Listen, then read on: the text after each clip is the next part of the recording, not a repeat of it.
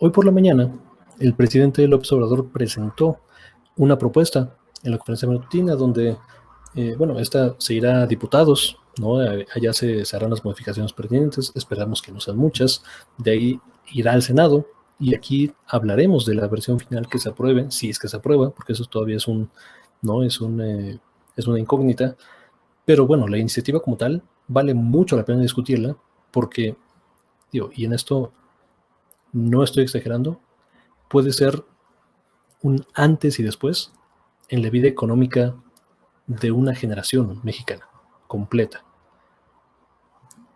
Esta es la secretaria del Trabajo, Luisa María Alcalde, hablando, ¿no?, de uno de los factores de cómo funciona el outsourcing o cuál es el impacto del outsourcing en México. Esto es, ¿no?, el tiempo, y estos son los empleos formales. En diciembre se desploman completamente. Vamos a escucharlo. Podemos ver, aquí tenemos 2 años consecutivos, este es un fenómeno que se da todos los años, pero podemos ver cómo en 2018 es en diciembre cuando hay esta caída de 378,560 puestos de trabajo que después se recuperan y se recontratan a finales de enero y febrero. Y el mismo comportamiento lo vemos en 2019, donde se dan de baja a 382,210 trabajadores y posteriormente se vuelven a contratar. Adelante. Vamos a adelantarle tantito, esto es importante. Mexicano, el Seguro Social, que nos permitiera compartir información y ser mucho más eficientes y eficaces en la detección de estos abusos. Se han hecho varios operativos, hay sanciones y procedimientos, tanto administrativos como penales, en curso, pero quizá lo más importante es que nos permitió entender el modus operandi. Ya lo comentaba el presidente, en nuestro país hay un grupo empresarial, por poner un ejemplo, un solo grupo empresarial de subcontratación que cuenta con más de 250,000 trabajadores, que no tiene o no se dedica a ninguna actividad productiva, sino que transfiere estos trabajadores a otras empresas para que éstas puedan evadir sus responsabilidades. Vamos a poner un ejemplo que ubicamos en estos operativos. Adelante. Eso es interesante. Es un ejemplo real para que podamos ver cuál es el esquema. Acudimos a un hotel que está en Cancún, en Quintana Roo. Ahí encontramos 802 trabajadores. De ellos, únicamente 2 eran o estaban reconocidos como trabajadores del hotel. Operaban 14 empresas subcontratistas pagadoras, en las cuales se distribuían el resto, los 800 trabajadores restantes. De esos 800 trabajadores, ubicamos que 40 trabajadores no estaban registrados en el Seguro Social, trabajaban en informalidad. 762 trabajadores estaban registrados con falsos salarios mínimos. Ninguno de los trabajadores conocía ni reconocía a las empresas que les pagaban. Y todos estaban obligados a contratar cada 3 meses con distintas empresas subcontratistas o empresas pagadoras. Esto es un poco la radiografía, ¿no?, el esquema de cómo funciona el outsourcing y qué implicaciones tiene para los derechos laborales de las personas, ¿no? Este micro ejemplo, ¿no?, un solo hotel en Cancún, 800 empleados, tú dirías, bueno, o sea, qué empresa, ¿no?, tan boyante, o sea, que un gran conglomerado. Es más, o sea, no estamos hablando de un hotelito, ¿no?, chiquitito ahí, de 10 cuartitos, no, 800 empleados, estamos hablando de una cadena, cabrón, o sea, ¿no?, de un hotel probablemente de capital internacional. 800 empleados, de los cuales en la nómina, ¿no?, de la empresa solo estaban 2 personas. Todas las demás en esquema de subcontratación con salarios mínimos, reportados, ¿no? Salarios mínimos. ¿Por qué reportan salarios mínimos? Bueno, pues para que las aportaciones al IMSS, ¿no?, a la seguridad social, al retiro de los trabajadores, sea con el mínimo. O sea, lo que está pasando ahí es que la empresa está maximizando las ganancias y está trasladando los costos a los trabajadores y en el fondo al Estado, ¿no?, al erario, a todos nosotros. Esto explota la subcontratación con Felipe Calderón. al final del sexenio de esta persona, que además la gente no se acuerda, pero él en la campaña se anunciaba como el presidente del empleo. Todo el mundo sabemos, ¿no? Por lo que se le recuerda, por la muerte, por la destrucción, por el contubernio, porque el Estado mexicano funcionaba como el brazo armado de organizaciones criminales, ¿no? El Estado mexicano era una organización criminal en sí misma. Pero menos conocido, se le recuerda que a final de su sexenio, ya de salida, o sea, ya en 2012, ya para pasar la estafeta, además de comprar el avión presidencial, que eso es más conocido por el contexto actual, hizo una reforma al sistema de subcontratación en México.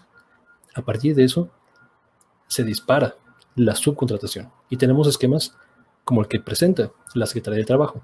O sea, una sola empresa, con 200,000 trabajadores. ¿No? Tú dirías, oye, cabrón, o sea, qué fantástica empresa, ¿no? ¿Qué hacen? O sea, ¿qué producen? ¿Cómo retribuyen a la sociedad? O sea, ¿qué hacen desde esa empresa de 200,000 trabajadores? Absolutamente nada. Nada. O sea, toman esa plantilla laboral y se la dan, ¿no?, a otras empresas, ¿no? Y es un conglomerado de empresas para que entre estas mismas subempresas, no empresas chiquitas del mismo grupo empresarial, se estén rolando, ¿no? Los trabajadores, la plantilla laboral, estén triangulando a los trabajadores, estén jugando con la vida de las personas para saltarse sus derechos laborales. La historia de derechos laborales, ¿no?, en el mundo, podemos centrarnos en México, pero en la historia del capitalismo, ¿no?, moderno, del sistema en el que estamos, es una historia de lucha, ¿no?, de ir en contra de la voluntad de los empresarios, sobre todo los grandes consorcios, para maximizar las ganancias, ¿no?, y ganar con lucha, ¿no?, con protesta, con huelgas, con represión, con sangre, poco a poco derechos laborales, ¿no? Y los argumentos son exactamente los mismos, ¿no?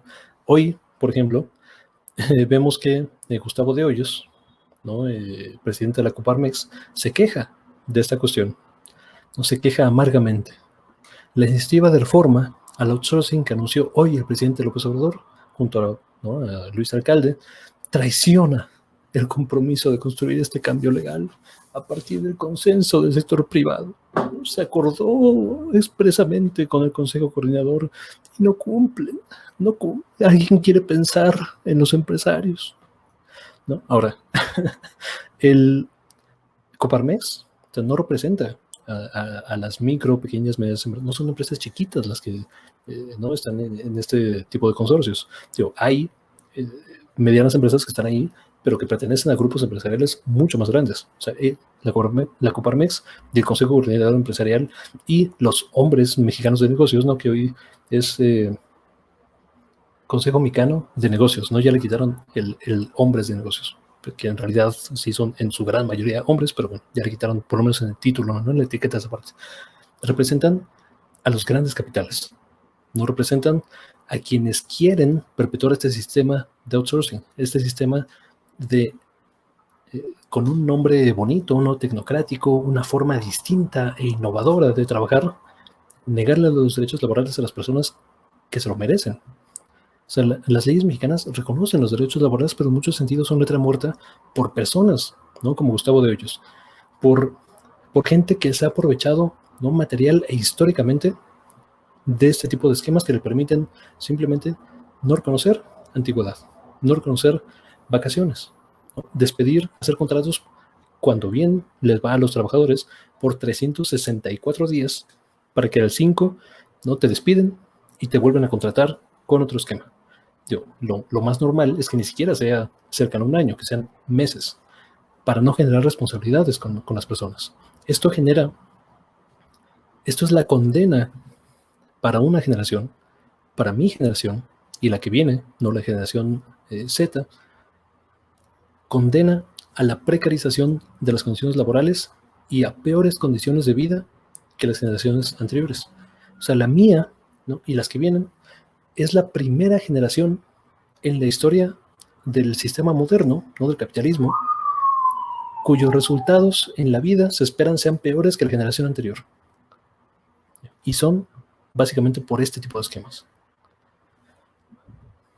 Este es un tema complejo, que tiene muchas aristas y que seguramente de ese tema puedo hablar otros 20 minutos más, pero me parece que esa intervención es apropiada para el anuncio de esta iniciativa. De nuevo, esto todavía no es ley, es un paso enorme en la dirección correcta y si se concreta será una victoria material para una generación, para millones de personas, pues millones de personas jóvenes quienes son, quienes serán material históricamente beneficiados por esta cuestión, si es que se da. No, de nuevo, esto es una iniciativa que el presidente López Obrador envía a Cámara de Diputados, donde puede ser discutida, donde puede ser modificada, donde puede ser destruida completamente o metida en un cajón, ¿no? Después pasará al Senado, donde puede pasar exactamente lo mismo, y se aprobará una versión final, ¿no? En este programa discutiremos la versión final que se apruebe y si está a la altura o no de lo que se requiere en México, que es materialmente prohibir este tipo de esquemas. Ahora, hay ¿no? Como último asterisco, hay un outsourcing que es perfectamente legal, ¿no? Que es, necesito un servicio que yo no hago, que yo no proveo, pues contrato a un especialista, ¿no? Listo. Entonces, necesito un mantenimiento, ¿no? Por ejemplo, para metal, mantenimiento para aire acondicionado o elevadores, ¿no? Que es un mantenimiento específico, pues subcontrato, ¿no? A una empresa, a una persona que se dedica a esa gente. Eso es perfectamente normal, natural y funciona en cualquier economía del mundo. Lo que no se vale es la perversión, la tergiversación de este esquema para negar derechos laborales históricamente ganados a una generación completa de personas. Eso es un cáncer en la sociedad. Y si López Obrador, ¿no? y su gobierno logran aprobar una enmienda, una ley que termine este esquema, puta, o sea, yo creo que pueden tener aseguradas, ¿no? Ya hablando en tema electoral, las elecciones de aquí a 4 años, de aquí a 6 años, de aquí a 10 años, o sea, de verdad, o sea, aquel político, aquella coalición de gobierno que logre recuperar derechos laborales para mi generación y para la que viene, o sea, tiene, ¿no? asegurado, o sea, pase lo que pase y escándalos de los escándalos, tiene asegurada su perpetuidad. No digo, para mí que también lo están viendo por ese lado, pero esperemos que se concrete o no. Pues muchas gracias por ver, ¿no? por dar likes, por compartir, por suscribirse, por toda la cuestión que debo decir a lo largo de estos videos. Y nos vemos hasta la próxima.